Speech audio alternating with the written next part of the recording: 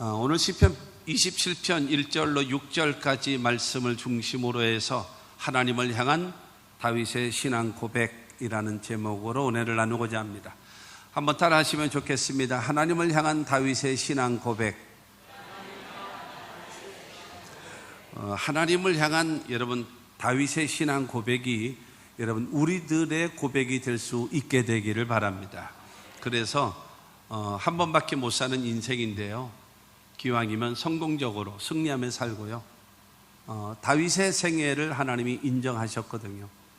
하나님이 축복하셨고, 그렇기 때문에 여러분 우리도 그 신앙을 본받고 그 다음에 주님으로부터 그 경험하고 체험했던 그 모든 은혜를 우리 모두도 받게 되기를 바랍니다. 잘 되는 사람은요, 잘 되는 비결이 있어요. 근데 안 되는 사람은요, 안 되는 원인이 있습니다. 중요한 거는 뭐냐면요, 잘 되는 사람은 자기가 잘 될 수밖에 없는 비결을 알고 있어요. 근데 그거를 잘 갈고 닦아서 더 잘 돼요. 근데 안 되는 사람은요, 자기가 뭐가 잘못됐는지를 몰라요.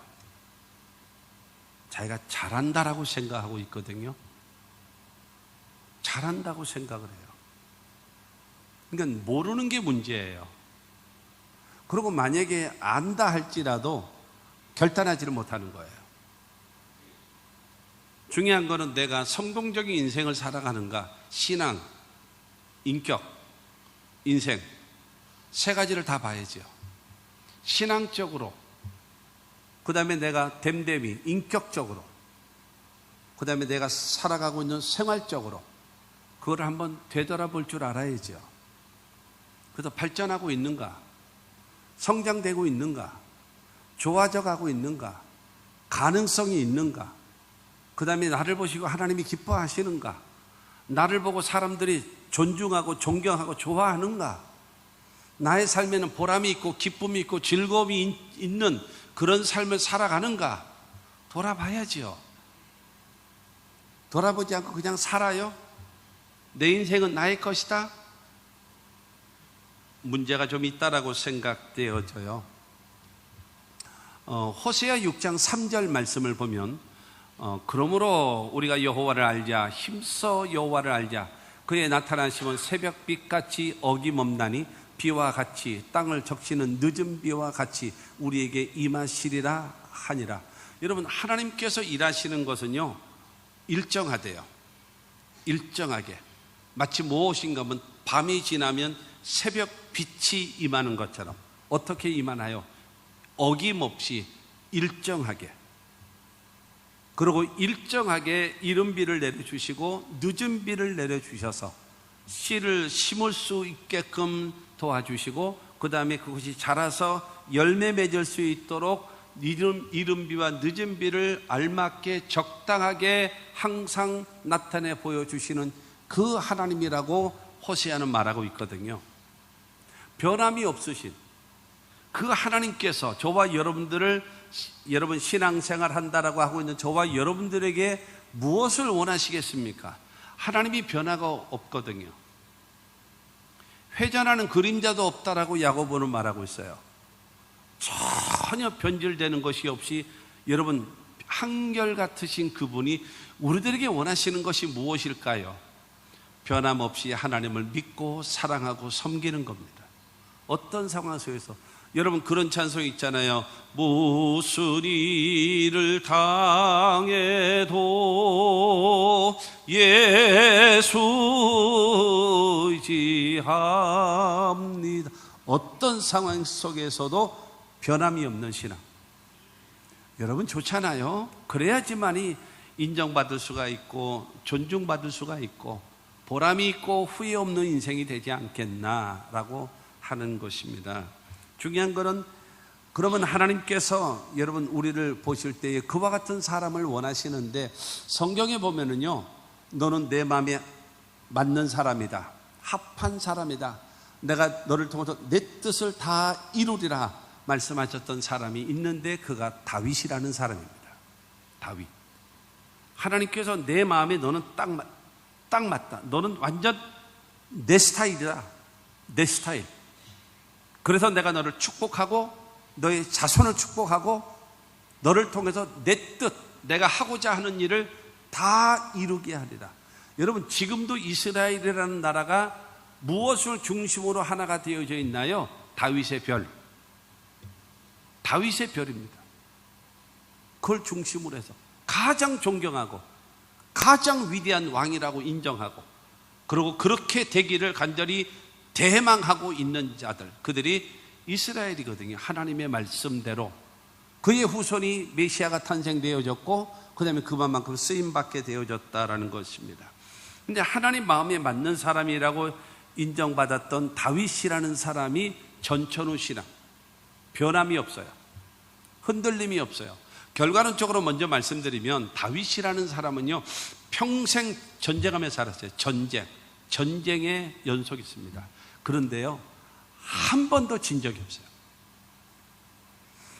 우리나라의 여러분 이순신 장군은요, 그 23전 23승, 여러분 인류의 그 해군 역사상 이순신 장군의 23전 23승의 전적을 가진 나라는 전 세계에 아무도 없습니다. 대한민국이 유일한 거예요. 그와 같은 그 일이 이루어진 것처럼 다윗의 생애가요, 그야말로 일평생 전쟁을 해서 한 번도 진 적이 없습니다. 하나님이 기뻐하시고 인정하실 수 있는 신앙의 사람이 되어졌다라고 하는 것입니다. 그러면 우리하고 완전 동떨어져 있는가? 그렇지 않아요. 오늘 말씀을 통해서 신앙은 도대체 이 다윗이라는 사람은 어떤 신앙을 가졌기 때문에, 어떤 고백을 하고 어떤 태도를 가지고 살아갔기 때문에 그렇게 성공적인 인생을 살아갈 수가 있었는가를 한번 되돌아봐야죠. 그래서 나도 기왕이면 하나님의 도우심을 받고, 여러분 어차피 예수 믿고 하나님을 섬기고 다른 길은 없잖아요. 여러분 예수 믿고 신앙생활 하다가 마음에 안 든다고 해서 백담사 찾아갈 수는 없잖아요. 다른 데 찾아갈 때는 없잖아요. 어차피 예수밖에 없잖아요. 뭐 별로 동의를 안 하시네? 내가 지금 놀래고 있어 지금. 여러분 어차피 예수밖에 없다면, 여러분 주님을 통해서 공급하시는 은혜를 힘입고 성공적이며 인생을 살아가는 여러분 모두가 되기를 주의 이름으로 축원합니다. 다윗의 신앙 고백은 어땠는가 하면, 첫째로는 여호와는 나의 빛이라고 고백을 했습니다. 여호와는 나의 빛이라고. 오늘 시편 27편 1절은 말합니다. 여호와는 나의 빛이요 그랬습니다. 하나님이 나의 빛이라고 말씀하고 있는 겁니다. 여러분 악한 마귀는요 어둠의 세력입니다. 이 세상은요 어둠의 세상입니다. 악한 마귀도 여러분 어둠의 세상이고, 그리고 다윗의 대적자들, 그들을 어둠으로 표현했어요. 어두움. 그런데 하나님은 빛이시다. 근데 그 빛이신 하나님이 나와 함께 하시기 때문에 나의 삶은 빛된 삶을 살아갈 수 있다라는 거예요. 할렐루야. 우리 모두 그와 같은 역사가, 빛이 있으면 어둠은 물러가게 되어 있어요. 빛이 임하게 되어지면 이 어두운 곳이 환하게 비춰집니다. 여러분 빛이 있게 되어지면요 모든 활동가, 여러분 밤에 운전하는데 피곤하잖아요. 왜 그럴까요? 사물을 다 제대로 보지 못하기 때문에 그래요. 낮에 운전하면 훨씬 덜 피곤하잖아요.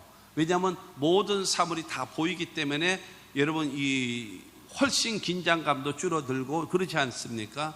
모르는 길 가도 그렇고요. 그러니까 어두우면 중요한 거는 이 모든 삶 속에 불편하게 만들고 힘들게 만든단 말입니다. 그러나 빛이 임하면 어둠은 물러가게 되어져 있고, 흑암은 환하게 바뀌어져야 되고, 그 다음에 빛 가운데로 여러분 다닐 수 있는 그와 같은 삶이 이루어지지 않겠습니까? 어둠에는 소망이 없어요. 어두운데 무슨 소망이 있어요? 무슨 빛이 있어요? 어디로 갈 바를 알지 못하죠. 그러나 빛이 있으면 희망이 생깁니다. 꿈이 생깁니다. 보람이 생기고요. 할렐루야. 여러분 우리가 빛된 삶을 살아가는, 여러분 개인적으로도 마찬가지예요. 어두운 거를 좋아한다, 이건 문제가 있어요. 어두운 거를 좋아하는 사람은 이건 성격적으로도 그렇고 살아가는 방식에도 문제가 있어요. 어떤 사람이 좋은 사람이에요? 정상적인 사람이에요?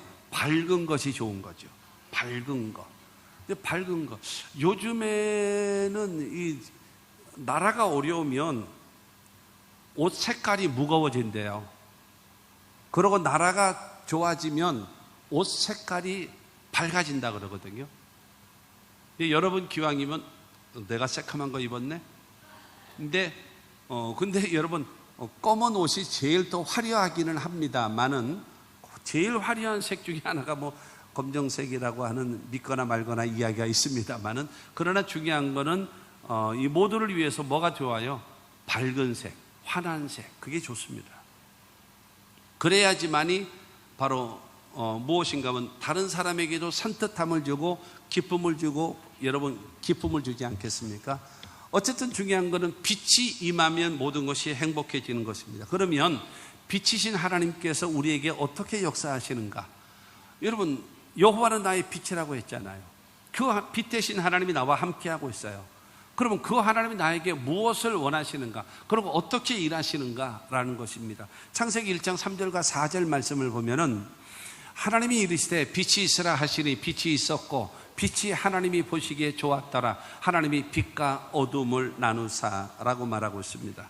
하나님께서 혼돈과 흑암과 공허함이 있는 곳에 하나님이 신이 운행하시면서 빛이 있으라 선포하셨어요. 그럴 때 여러분 태양빛 같은 그 빛을 말하는 것이 아니라 여기서 말하는 빛이라고 하는 것은 온 우주를 비추는 빛을 말합니다. 그래서 하나님이 빛을 여러분 만드셔서 온 세상이 환한 빛으로 바뀌어지자 어둠은 물러가고 흑암은 물러가고 공허와 무질서가 질서로 바뀌기 시작되어지는 겁니다. 빛이 임하면 하나님께서는 여러분 공허와 흑암과 어둠이 있는 그곳을 밝게 만들고 새 창조를 이루고 새롭게 만드시는 하나님이라는 사실을 믿게 되기를 주님의 이름으로 축원합니다. 여러분 그렇기 때문에 기독교의 복음이 가는 곳에는 창조적인 역사가 이루어져요. 기독교의 복음이 가는 곳에는 새로워짐의 역사가 이루어지는 겁니다. 날로 여러분 6,000년 전에 얼마 전에 여러분 창조한 그 창조로 끝나는 것이 아니라 끊임없이 개발되어지고 끊임없이 새로움을 추구하고 끊임없는 창조적인 역사가 저와 여러분들의 삶 속에 나타날 수 있게 되기를 주님의 이름으로 축원합니다. 뿐만이 아니라 요한복음 8장 12절 말씀을 보면 예수께서 또 말씀하여 이르시되 나는 세상의 빛이니 나를 따르는 자는 어둠에 다니지 아니하고 생명의 빛을 얻으리라 말씀하세요. 예수님 말씀하시는 겁니다. 나는 빛이다. 여러분 하나님께서 빛을 창조하셨어요. 그런 다음에 이 모든 것을 흑암과 공허와 흑암이 있는 그곳에 바로 이 빛으로 아름다움으로 창조의 역사를 베푸셨잖아요. 그러나 타락한 인간들을 구원하기 위하여 세상의 빛으로 예수께서 직접 이 땅에 오셨습니다. 그러면서 나를 따르라는 거예요. 나를 따르는 자는 어둠에 다니지 아니하고 생명의 빛을 얻으리라. 할렐루야. 세상의 빛으로 오신 그 예수 그리스도, 여러분 그 예수를 믿고 따라가고 배우고 여러분 섬기는 저와 여러분들에게 다시는 어둠에 다니지 아니하고 생명의 빛을 얻게 만들어 주시는 겁니다. 여러분 세상의 빛으로 오신 예수 그리스도를 나의 구주로 나의 하나님으로 믿게 되기를 주의 이름으로 축원합니다. 그러면 여러분들에게 첫째로 죄사함을 얻게 되어지고, 두 번째는 구원함을 얻게 되어지고, 세 번째는 하나님의 자녀가 되어지고, 네 번째는 영생을 얻게 되어지고, 다섯 번째는 천국 백성이 되어짐을 믿으시기를 바랍니다. 그리고 성경을 통해서 우리에게 약속해 놓으셨습니다. 첫째로 우리에게 성령을 약속하셨고, 두 번째는 치료를 약속하셨고, 세 번째는 축복을 약속하셨고, 네 번째는 기도 응답을 약속하셨고, 다섯 번째는 세상 끝날까지 너희와 항상 함께 있으리라 말씀하셨어요. 그래서 여러분 예수를 믿음으로 인해서 여러분 우리가 죄사함을 얻고 구원함을 얻고 하나님의 자녀가 되어지고 영생과 천국, 이것을 애우는 것이 중요한 것이 아니라 그거에 대한 확신을 갖고 흔들림이 없는 신앙과 믿음의 사람 되시기를 바라고, 여러분 성령과 치료와 축복과 기도 응답과 세상 끝날까지 동행하시며 약속하신 그 약속의 말씀은 아는 것이 아니라 주여 그 은혜를 나에게도 주시옵소서. 그저 그것을 경험하며 체험하며 살아가는 저와 여러분들이 다 되시기를 주님의 이름으로 축원합니다. 그래서 빛 대신 그 예수 그리스도를 따라가고 믿고 섬기는 자들에게 여러분 어둠에 다니지 않고 생명의 빛을 얻게 하시는 그 은혜가 임하게 됨을 믿으시기를 바랍니다. 뿐만이 아니라 시편 119편 5절에 보면 주의 말씀은 내 발의 등이요 내 길의 빛이니이다 라고 말씀하시고, 시편 119편 130절 말씀 보면 주의 말씀을 열면 빛이 비추어 우둔한 사람을 깨닫게 하나이다.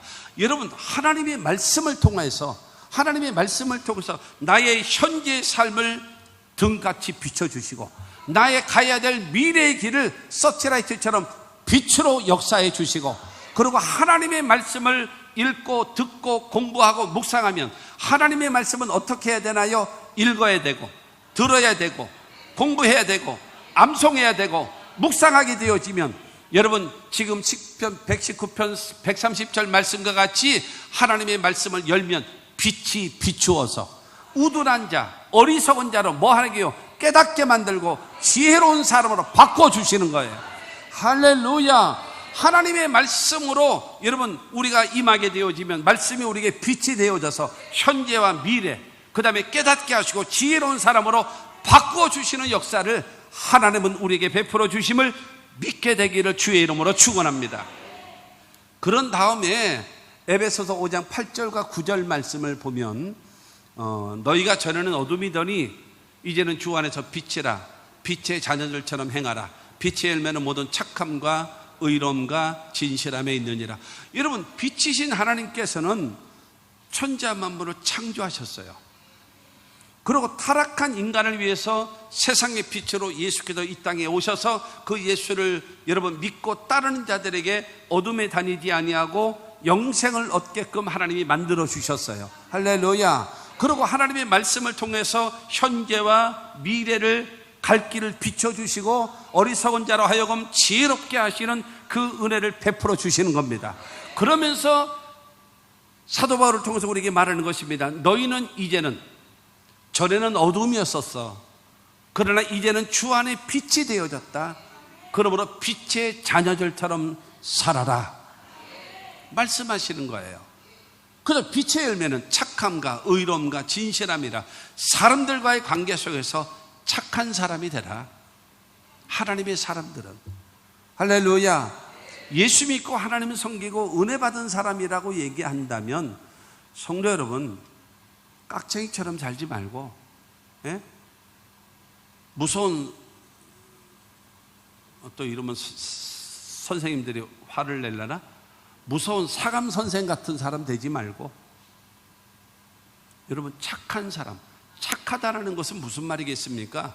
똑같은 상황에서 그거를 딱 반응을 할 때에 저 사람 착하게 말하는구나, 저 사람 악하네 나오잖아요. 사람들과의 관계 속에서 착하게 반응하며 살아가는 것이 빛의 열매라는 겁니다. 뿐만이 아니라 하나님 앞에는 의로운 존재, 하나님의 말씀에 순종하는 삶을 살아가는 거예요. 그리고 자기 자신은요, 정직하고 진실한 사람. 하나님 앞에는 의롭고 사람 앞에는 착하고 자기 자신은 진실한 사람. 그게 바로 빛의 열매다. 여러분, 바로 그와 같은 역사. 그러니까 신앙생활, 저 사람 신앙이 참 좋은 것 같아 라고 하는 사람은 어떤 사람이라고요? 관계가 좋은 거예요. 하나님과의 관계도 좋고, 할렐루야, 사람들과의 관계도 좋고, 그 다음에 여러분 자기 자신에게도 보람과 기쁨이 넘치는. 여러분 신앙생활 오래 했는데 여러분 친구가 없으십니까? 그건 안 돼요. 친구가 많아야 돼요. 그래야 전도 대상자도 많고요, 그들을 주님께로 인도할 수 있는 그와 같은 삶을 살아갈 수가 있는 것입니다. 그래서 예수님께서 마태복음 5장 16절 말씀 보면은 이같이 너희 빛이 사람 앞에 비치게 하여 그들로 너희 착한 행실을 보고 하늘에 계신 너희 아버지께 영광을 돌리게 하라. 여러분, 너희는 세상의 소금이다 말씀하시고 너희는 세상의 빛이다 말씀하시면서, 소금은 무엇입니까? 희생이잖아요. 희생을 통해서 썩지 않게 만들고 맛을 만들고 아름다운 조화를 이루는 것이 소금 아닙니까? 희생을 통해서 하나님의 사람은 이렇게 사는 것이다. 그 다음에 두 번째로는 너희는 세상의 빛이다. 빛이라는 것은 무엇입니까? 모델과 같이 모범,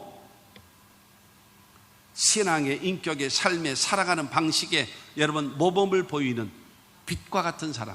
여러분 소금의 역할과 빛의 역할을 감당하는 사람이 예수님 말씀하십니다. 이것이 착한 행실이다. 그래서 너희 빛이 사람 앞에 비치기 위해서 소금의 역할, 빛의 역할, 그거를 감당함으로 인하여 사람들이 다 너로 인하여 구원받게 만들고 하나님께는 영광을 돌리게 하라는 겁니다. 할렐루야. 그렇기 때문에 저와 여러분들은 바로 무엇인가 하면 태양을 보면 스스로 빛을 발하는 발광체 아닙니까? 발광체. 그런데 달은 태양의 햇빛을 받아서 그 다음에 이 지구에게 반사해서 비춰주는 반사체 아닙니까? 우리는 여러분 이 하나님 앞에 이 세상을 살아가면서 달과 같은 존재가 되어져서 이 달이 태양의 빛을 온전히 받으면 이 지구에 비춰지는 것이 보름달, 지구에 가려져서 반만 그 태양빛을 받았다 그러면 반달, 그리고 기퉁이 조금만 빛을 받았다고 하게 되어지면 초생달, 그리고 지구와 태양이 이렇게 일직선이 되어져서 그래서 빛을 받아들이지 못했다 그러면 뭐로 나타나요? 금음달. 하나님으로부터 여러분 빛을 공급받아서 착한 행실을 나타내 보이며 살아갈 수 있는, 여러분 착함과 의로움과 진실함을 가지고 살아갈 수 있는 하나님의 사람들이 다 될 수 있게 되기를 주님의 이름으로 축원합니다. 찬송가에도 있잖아요. 태산을 넘어 험곡에 가도 빛 가운데로 걸어가면 주께서 항상 지키시기로 약속한 말씀 변치 않네. 내가 어느 곳을 어떤 상황 속에서 걸어갈지라도 빛 가운데로 가라. 창조주 하나님, 세상의 빛으로 오시는 하나님, 말씀을 통해서 현재와 미래를 비춰주시는 하나님의 말씀, 그 다음에 빛의 열매를 맺으며 살아가라 하시는 그 말씀대로 살아가면 하나님께서 항상 지키실 겁니다. 그래서 다윗은 말합니다. 여호와는 나의 빛이십니다.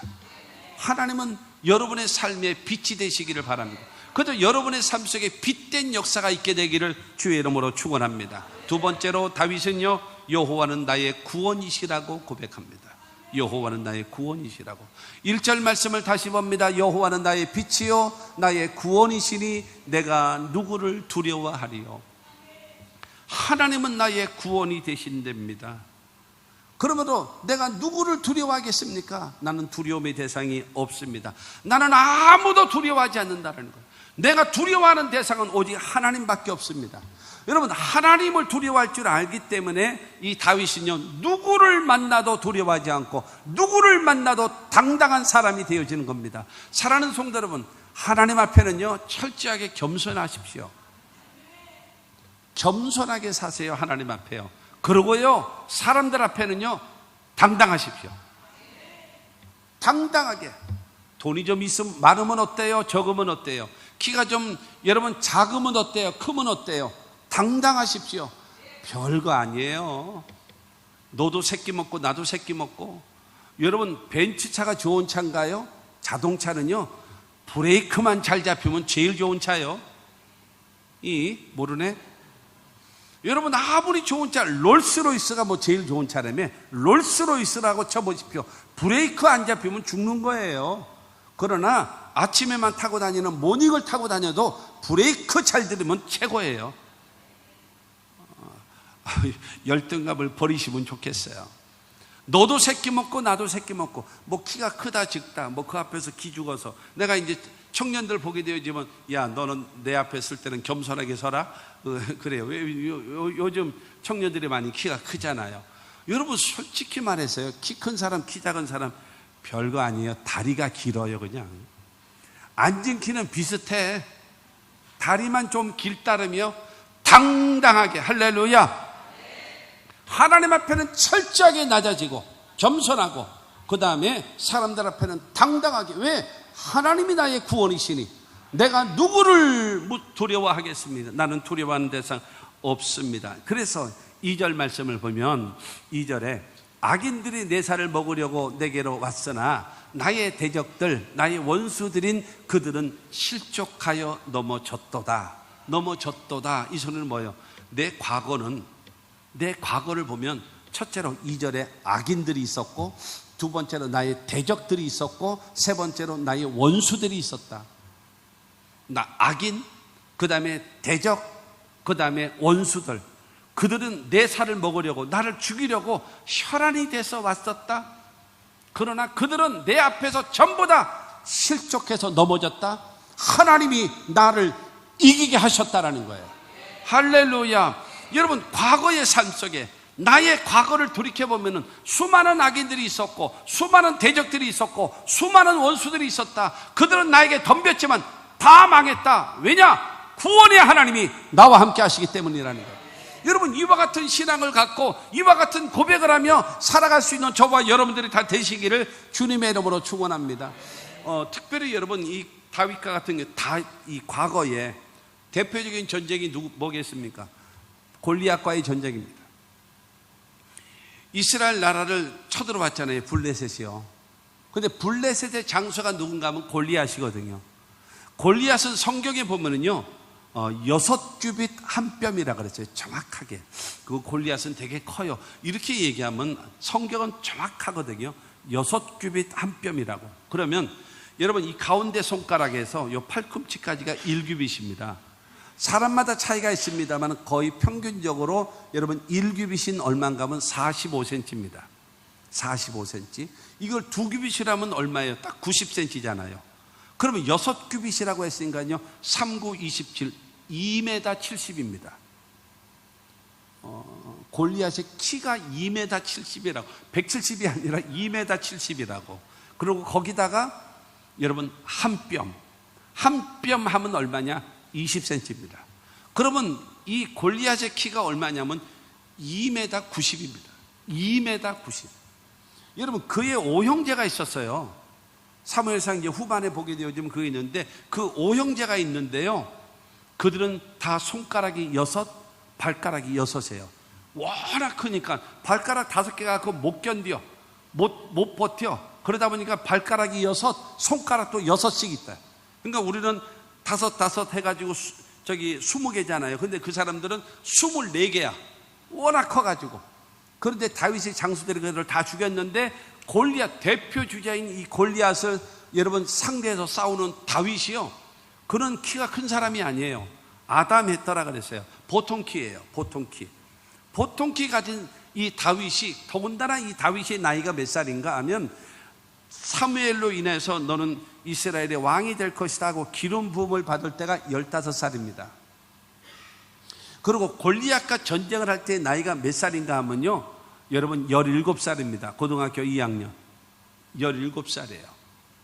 그러고 나서 13년 동안 고생하다가 그 다음에 30살 되어져서 유다 나라의 왕이 됩니다. 그렇게 되어지거든요. 그러니까는 17살 때의 다윗의 여러분 모습이었던 것입니다.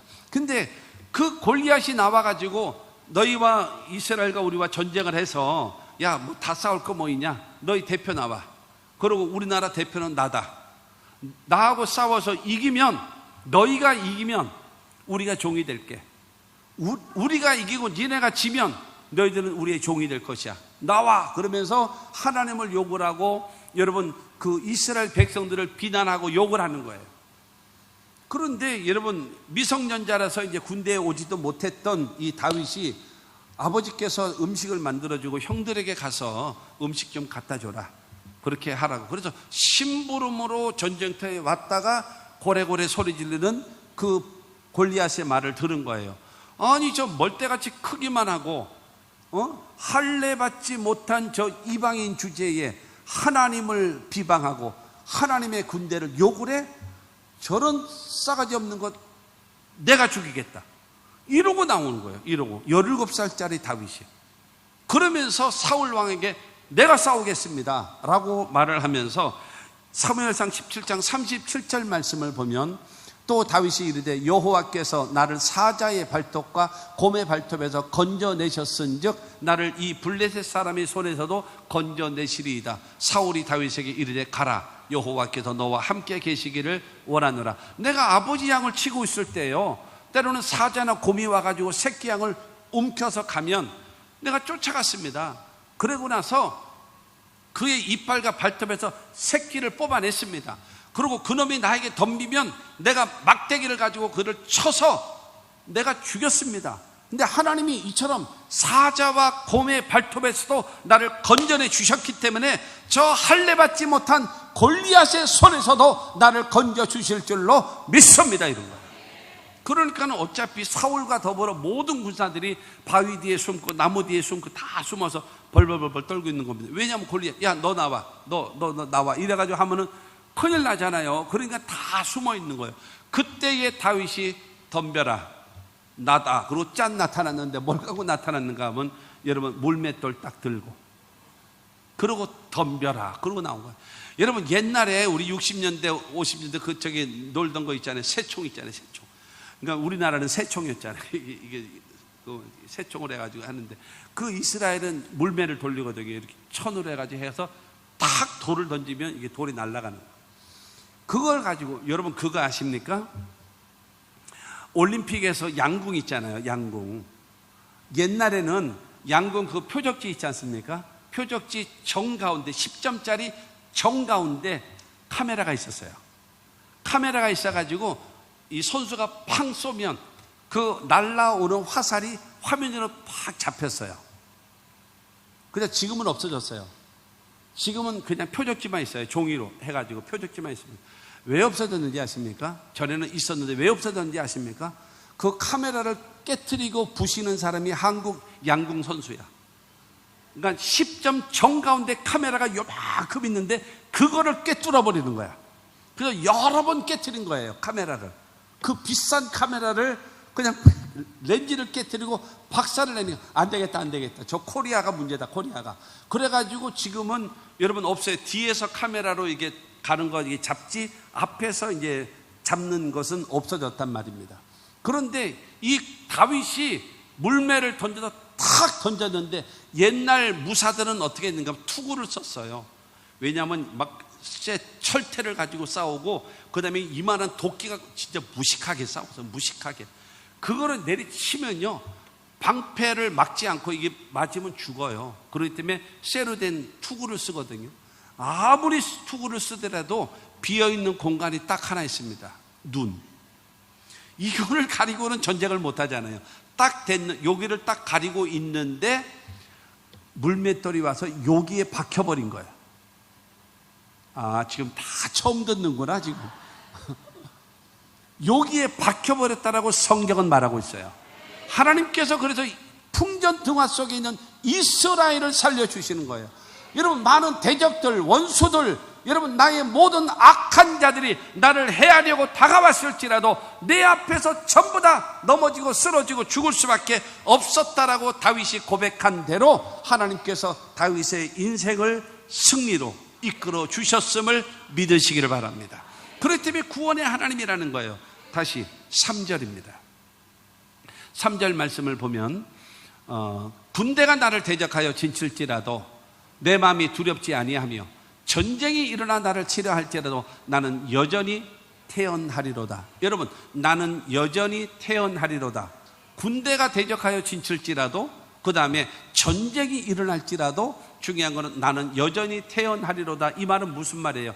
나의 미래에 나의 앞날에 전쟁이 일어날지라도 저들이 나를 치려고 진을 칠지라도 나의 미래는 그런 상황이 온다 할지라도 나는 여전히 과거에도 나를 승리케 하셨던 구원해 주셨던 그 하나님이 앞으로 미래도 도와주실 것이기 때문에 나는 내 마음이 전혀 요동함도 없고 흔들림도 없고 태연합니다.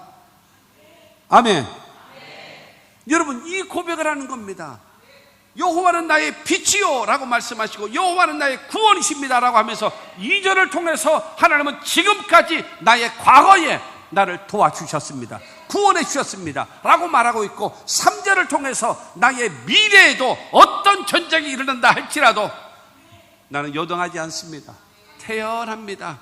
왜냐하면 하나님이 나를 구원해 주실 것이기 때문이에요. 여러분 이와 같은 신앙과 믿음을 갖고 살아가는 저와 여러분들이 다 되시기를 주의 이름으로 축원합니다. 하나님의 도우심을 절대적으로 필요한 겁니다.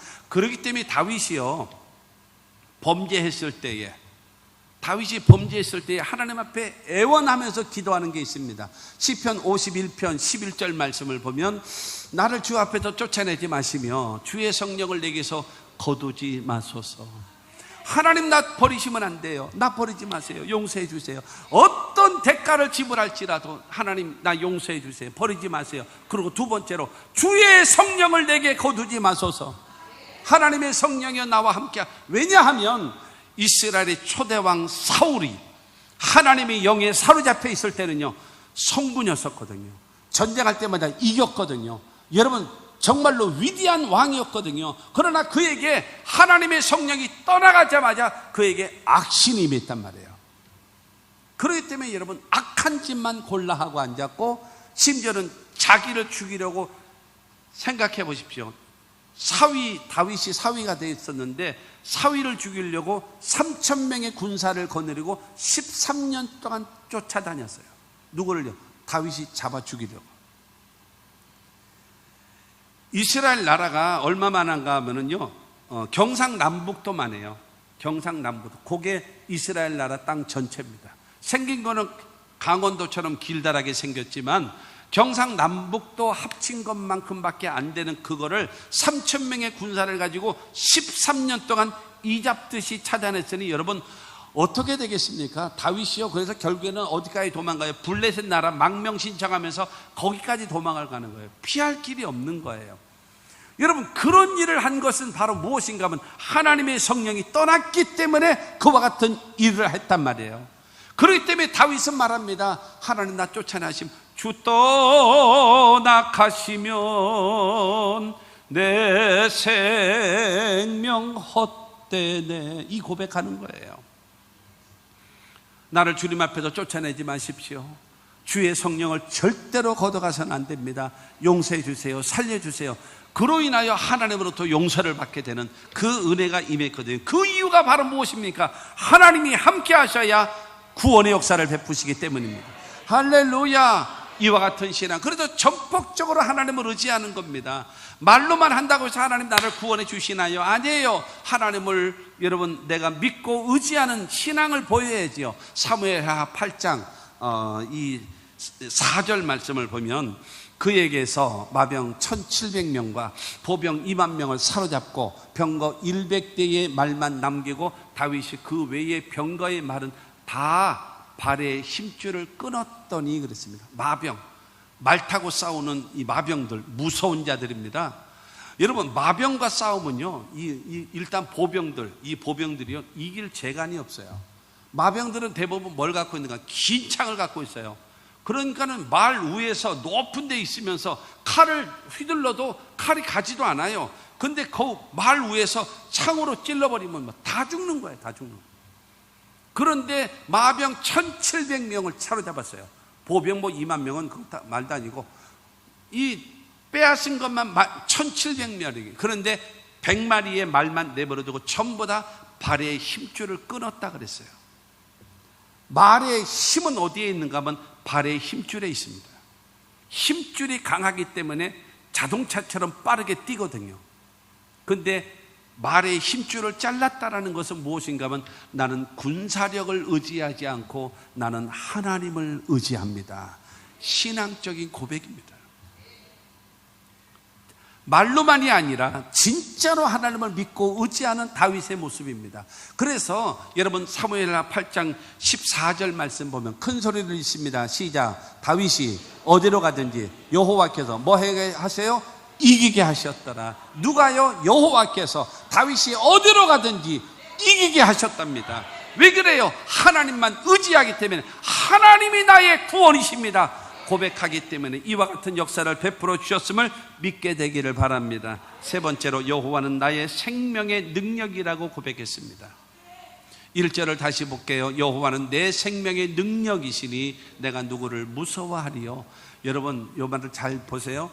첫째로 여호와는 나의 빛이라 그랬어요. 두 번째는 구원, 전쟁의 위험에서 구원하시는 역사. 그 다음에 내 생명의 능력이시니라고, 내 생명의 능력이시니라고 하는 저 능력은 바로 무엇을 말하는가 하면 피난처, 안전한 장소, 위험에서, 위기에서, 절망 속에서 하나님이 안식처가 되신대요. 하나님께서 피난처가 되신대요.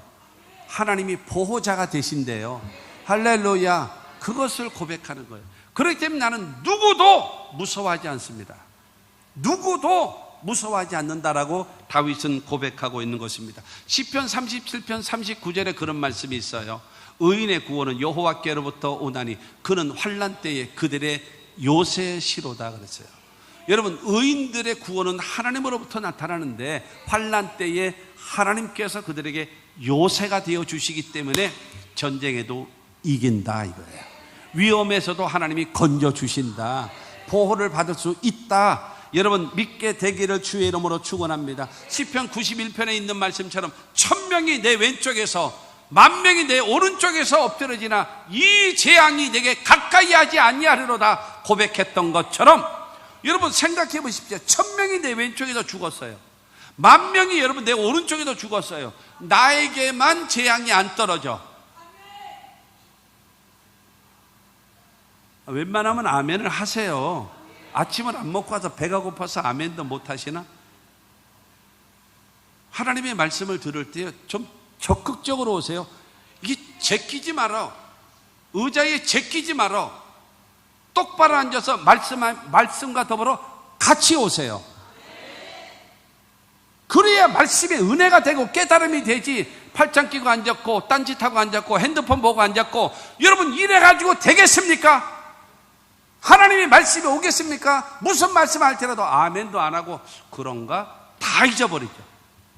탈무드 말처럼 지식이 짧은 자는 쉽게 잊어버린대요. 내가 오늘 들은 말씀을 딱 붙잡아주고 연결해 줄 수 있는 고리가 있어야지. 성경적 지식이 있어야 이게 연결되어져서 아 그렇구나 하고 딱 땡기는 것이 있는데, 이것이 없으면 그냥 듣긴 듣는데 그냥 남자들은 열로 듣고 열로 다 나가고 여자들은 열로 듣고 열로 다 나가고. 할렐루야. 시편 40편 1절과 2절에 다윗은 말하고 있습니다. 내가 여호와를 기다리고 기다렸더니 그를 기울이사 나의 부르짖음을 들으셨도다. 나를 기가 막힐 웅덩이와 수렁에서 끌어올리시고 내 발을 반석에 두사 내 걸음을 견고하게 하셨도다. 여러분, 다윗이 지금 기가 막힐 웅덩이와 수렁에 빠져 있어요. 움직이면 움직일수록 더 빠지는 수렁. 근데 그때에 여호와를 기다리고 도움을 요청하면서, 그리고 주님을 기다리는 거예요. 인내하면서 기다리면서, 그 다음에 내가 하나님을 향하여 부르짖었더니 하나님도 들으시고 기가 막힐 웅덩이와 수렁에서 나를 끌어올리시고 내 발을 반석 위에 안전한 곳에 올려주시고 그 다음에 내 걸음을 견고하게 하셨다. 승리로 이끌어 주셨다라는 겁니다. 하나님이 보호하시는 그 은혜를 힘입었다. 그래서 하나님은 생명의 능력이시니라고 할 때에 내가 위기에 처하고 절망에 처했을 때에 안전한 피난처가 되어주시고 안전한 장소가 되게끔 하나님이 능력이 되주셨다라고 다윗은 고백하는 것입니다. 여러분, 이 은혜가 우리 모두에게도 있게 되기를 주의 이름으로 축원합니다. 그래서 오늘 본문 5절 말씀은 말합니다. 5절에 보면 여호와께서 환난 날에 나를 그 초막 속에 비밀히 지키시고 그 장막 은밀한 곳에 나를 숨기시며 높은 바위 위에 두시리로다. 하나님께서요 나를 초막 속에 비밀히 지켜주신답니다. 그 다음에 두 번째로는요 나를 은밀한 곳에 숨기신대요. 그리고 나를 바위 높은 데 여러분 올려주시는 승리자로 만들어 주신답니다. 하나님을 믿으십시오. 믿으셔야 돼요. 내가 그와 같은 확신이 없기 때문에 나는 확실히 아네 할 줄 아는 신앙이 되어져야 되는데 내 눈에 희미하다. 희미해. 여러분, 그 희미한 사람하고 하나님이 일하시겠습니까? 역사하시겠습니까? 왜 지금은 하나님은 역사하지 않는가? 이유를 아시겠지요? 내가 하나님을 모르고 있어. 믿지 않고 있어. 기대하지도 않아. 그러니 하나님이 어떻게 그하고 역사하시겠냐라고 하는 것입니다. 하나님께서 나를 지켜주시고 그 다음에 은밀한 곳에 나를 숨겨주시고 높은 바위에 세우시는 그 하나님을 믿게 되기를 주의 이름으로 축원합니다. 그러면서 6절을 통해서 또 말합니다. 6절에 이제 내 머리를 나를 둘러싼 내 원수 위에 들리리니 내가 그의 장막에서 즐거운 제사를 드리겠고 노래하며 여호와를 찬송하리로다. 여러분, 내 원수 위에, 내 머리를, 나를 둘러싼 원수 위에 두겠다라는 말은 무슨 말이겠습니까? 원수 앞에도 나를 승리케 하신다는 거예요. 원수 앞에도 나를 이기게 하신다라는 거예요. 할렐루야. 여러분, 이 하나님이라는 거예요. 나의 빛이시고, 그 다음에 나의 구원이시고, 그 다음에 나를 생명의 능력, 위험 때마다 나를 건져주시고 지켜주시고 숨겨주시고 나를 보호해 주시는 그 하나님을 나는 믿습니다. 이 고백이 여러분 다윗의 위대한 고백이라는 사실을 믿게 되기를 바랍니다. 네 번째로 여호와께 기도하는 한 가지입니다. 이것이 지금 이 네 번째 이 말씀이 첫 번째 빛이십니다, 구원이십니다, 생명의 능력이십니다라고 고백할 수 있게끔 만드는 원동력입니다. 여호와께 기도하는 한 가지, 4절 말씀을 봅니다. 내가 여호와께 바라는 한 가지 일, 그것을 구하리니 곧 내가 내 평생에 여호와의 집에 살면서 여호와의 아름다움을 바라보며 그의 성전에서 사모하는 그것이라. 여러분, 여호와께 바라는 한 가지가 있었답니다. 그리고 지금 그것을 구하고 있다는 거예요. 다윗은 내가 하나님 앞에 늘 기도하는 것이 한 가지를 구하고 있습니다. 지금도 한 가지를 구하고 있습니다. 내가 나중에도 한 가지를 구하겠습니다. 내가 내 평생 속에 다윗의 기도입니다. 기도하는 딱 한 가지, 내가 여호와께 바라는 한 가지 일, 그것을 구하리니 곧 내가 내 평생에 여호와의 집에 살면서. 여러분, 중요한 것은 내가 항상 바라보고 내가 기대하고 사모하고 그렇게 되기를 하나님께 기도하는 그것입니다. 그것은 바로 무엇인가 하면 하나님의 성전을 사모하는 거예요. 그래서 그곳에서 여호와의 아름다움을 보며 내가 하나님께 제사하고 내가 하나님께 찬양하고 내가 하나님께 기도하고 내가 하나님을 섬기게 되어지면 영광을 받으시고 높임을 받으시고 기뻐하시고 감격해 하시는 그 하나님의 영광을 바라보는 것이 나의 한 가지 소원입니다. 하나님 중심, 하나님 먼저의 신앙을 딱 갖고 있는 거예요. 그래서 그의 성전을 사모하는 그것이니라. 그러면 시편 27편을 쓰고 있을 때에 다윗은 지금 어디예요? 궁정에 있는 것이 아니라는 거예요. 전쟁터에 있는 거란 말이에요. 그래서 하나님은 빛이십니다, 구원이십니다, 생명의 능력이십니다 라고 말하면서 내가 하나님 바라고 소원하는 것은 딱 하나입니다. 이 전쟁에 뭐 어차피 이길 거고 하나님은 승리케 하실 거고, 그런데 내 소원은 내가 하나님의 성전에서 하나님께 제사하고 기도하고 찬양하고 하나님을 섬기는 것, 내가 그것이 소원입니다. 내가 드리면 하나님이 기뻐하시고 영광을 받으시는 그것이 나에게는 가장 좋습니다라고 고백하는 것이 지금 이 4절 말씀이에요.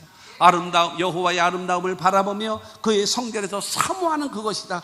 여러분, 이와 같은 신앙, 나는 정말로 주님이 좋아요, 하나님께 예배하는 것이 난 정말로 좋아요, 내 기도하는 시간, 그 시간이 가장 좋아요 라고 기도할 수 있다면 입장 바꿔놓고 생각해 보세요. 하나님이 여러분을 얼마나 기뻐하시겠습니까? 그렇지 않겠어요? 그래서 시편 100편 4절 말씀에 다윗은 말합니다. 감사함으로 그의 문에 들어가며 찬송함으로 그의 궁정에 들어가서 그에게 감사하며 그의 이름을 송축할지어다. 하나님 앞에 감사하고 하나님께 찬양하고 하나님께 여러분 송축해드리는 하나님의 전에 들어가서, 여러분, 이것이 나에게 가장 좋다라는 거예요. 가장 좋다. 하나님 중심의 신앙을 살아가는 것, 그것이 나의 한 가지 기도 제목입니다 라고 말하는 겁니다. 여러분, 모든 만사를 제껴놓고 성전에만 거하라고요? 아니에요. 내 마음 중심이 하나님을 향하여 있다는 거예요. 하나님을 향하여. 그와 같은 신앙. 시편 84편 10절은 말합니다. 그래서 주의 궁전에서 한 날이 다른 곳에서의 첫날보다 나은즉 악인의 장막에 사는 것보다 내 하나님의 성전 문지기로 있는 것이 좋사오니. 여러분, 하나님 앞에 진정으로 아멘 해보세요. 내가 어떤 곳에 있을지라도 그것보다도 하나님 앞에 있는 것이 가장 좋아요, 가장 기뻐요, 가장 편안합니다 라고 고백할 수 있다면 하나님이 저와 여러분들을 얼마나 기뻐하시겠습니까? 여러분, 잠언에 그런 말씀이 있잖아요. 나를 사랑하는 자가 나의 사랑을 입으며 나를 간절히 찾는 자가 나를 만날 것이니라. 여러분, 예수님의 말씀을 기억하세요. 예수님의 말씀이요. 요한복음 8장 29절. 여러분, 이런 말씀을 암송하시면 좋을 것 같아요. 요한복음 8장 29절 시작. 나를 보내신 이가 나와 함께 하시도다. 나는 항상 그가 기뻐하시는 일을 행함으로 나를 혼자 두지 아니하셨느니라. 예수님 그러는 거예요. 나를 보내신 하나님이 나와 늘 함께하고 있다. 왠지 아니? 나는 나를 보내신 그 하나님이 기뻐하시는 일을 나는 항상 행하고 있어. 그렇기 때문에 하나님이 나를 혼자 두지 아니하시고 나와 함께 사역하고 있어. 그렇기 때문에 하는 것마다 승리, 하는 것마다 기적, 하는 것마다 하나님의 역사가 이루어졌다라고 성경은 말하고 있는 겁니다. 이와 같은 신앙, 그래서 기왕의 신앙생활하는 거 행복하고 기쁘고 즐거운 그 축복이 있게 되기를 주의 이름으로 축원합니다. 결론입니다. 여러분 역대상 19장 9절 말씀 우리 큰 소리로 읽어보겠습니다. 시작. 여호와의 눈은 온 땅을 두루 감찰하사 전심으로 자기에게 향하는 자들을 위하여 능력을 베푸시나니. 하나님께서는요 온 땅을 자세하게 보는 거예요. 그러면서 전심으로 하나님을 향한 마음을 가진 사람을 찾아서 그 사람에게 능력을 주신답니다. 하나님이 찾으십니다. 사랑하는 성도 여러분, 다윗은 진심으로 오늘 말씀을 통해 첫째로 하나님은 나의 구원이십니다. 나의 빛이십니다 라고 고백했죠. 두 번째로는 여호와는 나의 구원이십니다라고 고백했어요. 세 번째로는 여호와는 나의 생명의 능력이시다라고 고백했어요. 그리고 네 번째로는 여호와께 기도하는 한 가지, 내가 하나님의 성전에서 예배하고 찬양하고 기도하고 하나님을 섬김으로 인하여 하나님의 아름다운 영광을 보기를 원하고 내가 성전에 거하며 하나님 중심의 삶을 살기를 원합니다 라고 하는 그 기도를 한 그 기도가 다윗의 생애를 성공적이며 승리하는 인생으로 만들었던 것입니다. 여러분 이 네 가지에서 안 될 것이 뭐가 있습니까? 네 가지에서 여러분 못할 것이 뭐가 있습니까? 우리도 할 수 있습니다. 우리도 할 수 있어요. 여러분 이 다윗의 신앙 우리도 본받아서 다윗이 체험한 하나님 빛이시고 구원이시고 생명의 능력이신 그 주님을 우리도 경험하고 우리도 체험하며 삽시다.